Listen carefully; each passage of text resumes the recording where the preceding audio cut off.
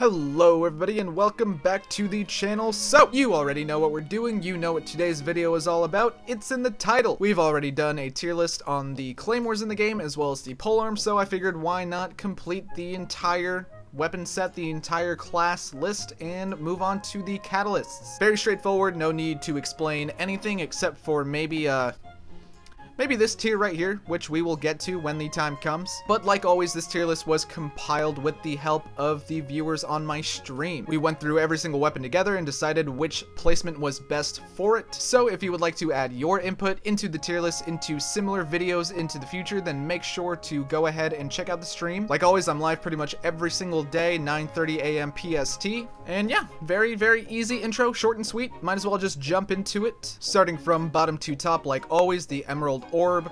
With these 3 stars, there's very little need for explanation. 3-star catalysts, more than I think any other weapon, just have very, very average stats, average numbers, average effects, except for one in particular, which we will get to in just a second. But the Emerald Orb, just extremely run-of-the-mill, not worth an explanation, easy D tier, just very eh. At any stage in the game, there's going to be better options. But this one right here, Thrilling Tales of Dragonslayer. In terms of support as a weapon, it is unrivaled. A 3-star weapon that you get in pretty much every single summon. You don't care about this, it doesn't matter. You don't care about the attack not scaling up very well, because it's all about the effect. With an effect like this, nothing else matters. You can have a level 1 Sucrose, a level 1 Barbara on the field, switch them in, do what they need to do, switch them right back out, and you have roughly a 50% attack boost for the next 10 seconds on every character that you put in. It's so easy to obtain and to refine the amount of support, the amount of attack increase you get from it. Like, you can put it on Sucrose to boost your elemental mastery, you can put it on Barbara because she really is only there for healing. Probably the only weapon in the game that is meant purely for support, and it does its job wonderfully. Easy S tier for me. I feel like at this point we can just gloss over every single 3 stars except for the busted ones like this one, like the Debate Club in the Claymore video. You're not going to use any of these past world level 1 or even 0, so we can just slot them all into D. And now that we are past the boring part, we can finally move on to the 5 stars, skipping wine and song because it's not in the game. The Mapamere, which is one of the craftable blacksmith weapons. I think that this, if you max refine it, could be good. There are definitely better options. The effect, of course, works especially well for catalyst users because all of their attacks are elemental. Basically, this translates to if you match your catalyst user with a character like Fischl, who has constant elemental damage out on the field, your character with the catalyst gets a 32% attack boost. It's really good, but you do have to proc it, and you have to make sure that that other character that is helping you with that reaction has a skill or a burst that deals constant elemental damage. But a 32% attack boost to your catalyst user, considering that it is a free weapon that you can just get playing the game, doing those domain bosses, we are going to put it in B. I think it's a very solid one. So the Black Cliff Amulet, which just ended in the Starglitter store, it might come back, it might not. We'll talk about the Royal set coming back in just a second, as well as having its own separate video, because you guys, the Royal set is really good. It's really, really good. I think it's a lot better than Black Cliff. Like we said with the other tier list when it comes to the Black Cliff set, this thing is annoying to proc when you are at the later world levels, especially in domains, in the Spiral Abyss, when there's only 1 or 2 or 3 enemies. With crit damage as the main stat booster, you kind of want to run this on a DPS, and on your DPS, you want these side effects to be as optimal as possible, and it's just not. Especially with catalyst users whose attack speeds, aside from maybe Ningguang's, are lower than you would probably want. It's good just for the crit damage alone, but I think you can just build a better artifact set rather than equipping this and then building your character's artifacts around your weapon. So we'll put it in C, but a very, very high C. Still much better than these 4 down here. And now we are at the Wattsith, which also has crit damage of the same amount. That is exponentially better. At 0 refinement, boosting your attack by 60% for 10 seconds is really good. It's even better than Dragonslayer. And then elemental damage, of course, with catalyst users, all of their damage is elemental pretty much. And then elemental mastery kind of depends on your team dynamic, but still could potentially be better than these 2 right here. The only character this wouldn't work super well on could arguably be Ningguang, since elemental mastery is kind of wasted on Geo users. Crystallize, it's good, but if you already have like decent support units, if you already have a character that does does shields. You probably don't need this or don't want this or just don't have too much invested into Crystallize, but it's definitely meant for a main DPS character like a Mona, like a Klee, and for that by itself it works wonders. I think especially with refinement, it's definitely an S tier. And on the contrary, the Solar Pearl, in my opinion, works especially well on Ningguang. If you get up to her second constellation, you can spam her E and you can spam her burst so easily. And you add that to the fact that her normal attacks stack on top of her charge attack. I think crit builds are the only way to go with Ningguang. The effect right here is very good, maybe not as good as the Wattsith, but still does its job very well. Basically, you get a 20% boost to your attacks at 0 refinement. That's what this translates to since there's no cooldown rate. Even on Mona, even on Klee, whatever your DPS is, if you are using a Catalyst user as your DPS, it's a great alternative if you do not get lucky enough to summon the Wattsith. So for that, I think it comfortably sits in A tier. Sacrificial Fragments, I know I said in my Claymore video that this weapon set is one of the best in the game, if not the best. It is a little bit trickier though when it comes to Catalyst users, because compared to Claymore users, some mages don't have the most consistent elemental skills. Mona, again, for example, there's really not much of a use to spam her E. With someone like Barbara, who is one of the best healers in the game, you would much prefer energy recharge over using her skill multiple times. Personally, I don't think Klee's E is very good because it's inconsistent. If you are fighting an Abyss Mage or any enemy that can move around quickly, those mines might not do anything. And most cooldown rates on Catalyst users' E's are pretty low anyway. Again though, if you are using someone like Ningguang, who at Constellation 2 can use her Jade Screen twice already, this could be really good. I think for a sacrificial weapon, it's not the best, but still it has its uses. Being able to spam your E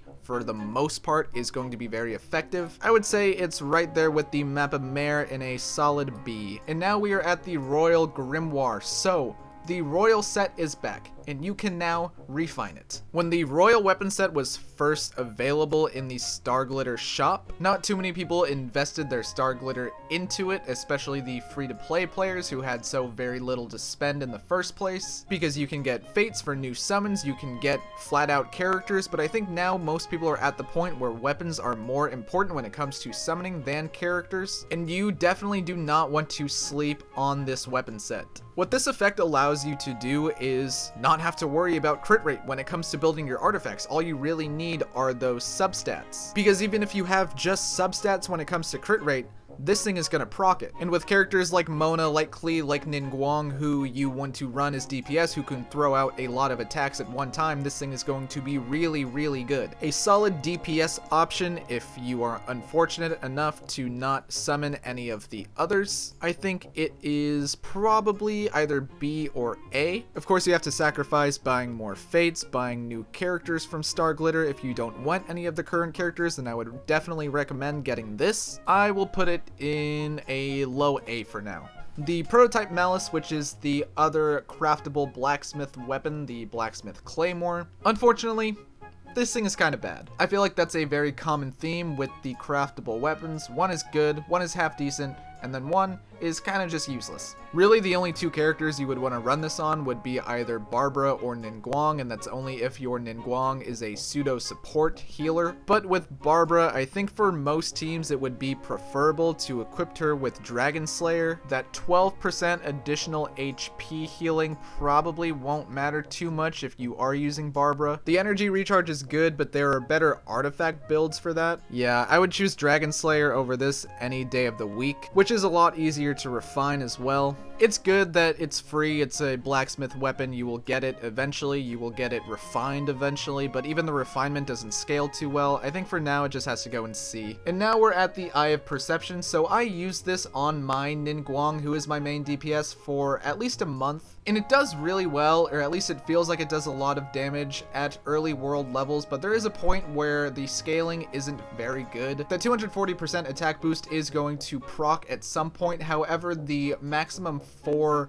bolts, the bounces, you don't hit 4. After a month of using this weapon, I don't think I saw 4 bounces even once. It's usually 1 or 2 at the very most. When you get to those higher world levels, you are going to want crit on your DPS characters rather than just flat out attack, especially with someone like Ningguang, who can have a lot of attacks, a lot of hitboxes. That being said though, it's still really good. This attack, if you just want flat out damage, don't worry about crit, then this is probably your best option. A 12% starting attack boost is better than some of the 5 stars. I think I'll definitely give it a high B. And now we are at our final 4-star, the Fischl Codex. This thing, especially with the right builds, with the right characters, could potentially be broken, especially Mona in particular. I know she was a non-rate up 5-star, so not a lot of people have her, but even with a Klee, a Ningguang, someone with a catalyst who you want to do a lot of damage, this thing could potentially be really, really good. Klee's burst does a shit ton of damage, so if you run her with a high crit, then you'll be able to spam her burst a lot easier, obviously. The effects I feel like are pretty straightforward. I don't need to explain it too much. The more you crit, the higher chance of getting your energy back. So if you are going for a catalyst DPS, then this is a very, very solid option. The weapon set in general is really good. Personally, on my child, I am planning on giving him the bow, especially if you are able to refine it and get that cooldown time lowered. I think it's really, really good. I'm going to put it at low A. We have an extremely even spread going on so far. And now we have arrived at the 5 stars and the reason for this tier right here. Let me preface this by saying that I think these weapons are still really, really good. They are great weapons. If you get a 5-star weapon, you're going to use it. But taking into account how rare they are and how hard it is to summon and how you sometimes have to spend money, especially if you are going for one particular weapon in general, I think that this tier is necessary because there are only a few 5 stars where it might be worth dipping into your wallet just a little bit. That is, if you already are inclined to spend money. If you're free to play, no weapon is ever worth spending money on ever, no character even. But seeing as how the Atlas is not a rate up and the memory just lost its rate up, I don't think it's worth summoning for them. That is if you are going for them specifically. We'll still rate them and then put them in the not worth your money tier afterwards. I think that the Memory of Dust is a little bit weaker than the Atlas. On someone like Ningguang, this could be really good because Crystallize will give you this shield, will give you this 100% attack boost. Basically with these stacks, your attack is increased by 32% or 64 if you have a shield up. But if you don't have Ningguang, if you don't use a Ningguang and you don't have a shield user equipped, the effects aren't as good. So you have to have a team set up in a particular way in order to make the most out of the Memory of Dust. That being said, it's still a 5-star, still has that really good base attack boost. Eventually you probably will have those resources, those prerequisites to proc the effects of this to make it as optimized as possible. So I would put it in A, but of course it has to go in this one because once again, the banner for it is over. You should not want to look for this specifically.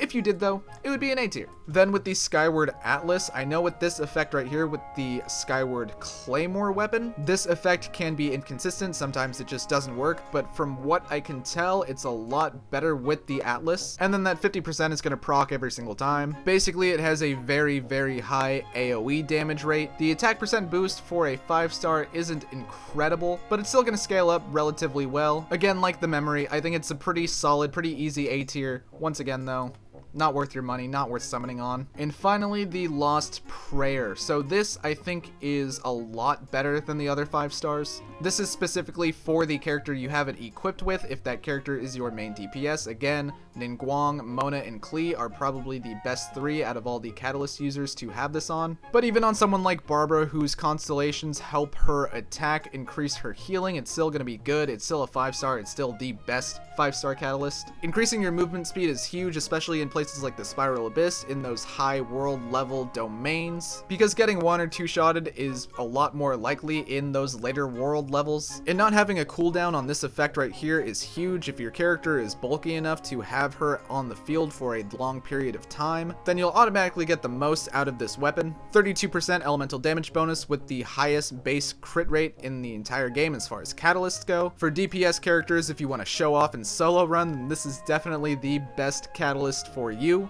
Because of its effects, I'm kind of torn whether or not I should put it in this one right here. I do think it's good enough to stay alone in S though. I don't think it shall be banished to the world of not worth the money. I think if there was a catalyst that is worth your money, a 5-star catalyst, it would be this one. Thank you for sticking around till the very end. Like always, what do you guys think of this list? What do you agree with? What do you disagree with? What would you change? Put higher or lower? Let me know in the comments. Let me know in the Discord where we can have a real argument about it. I should have a video on the Royal Weapon Set and why you should get it out either at or around the time that this video is uploaded. And make sure to follow the Twitch channel. I am 3 away from affiliate at the time of recording, which would be amazing. That would be huge. It would mean a lot to me. If you help me hit that milestone this early, then I guarantee you will be blessed by the RNG gods. You will get that Zhongli, that Chi-Chi, that Keqing, that Diluc, that Jean, that Mona, whoever you want. It's yours. All you gotta do is follow the stream. But once again, thank you all so much for watching. I am going to wrap things up because I am running out of sunlight. My name is Spinecar. Don't forget to like the video and subscribe if you enjoyed the content you saw here today, and I will see you all next time. The outros are still terrible.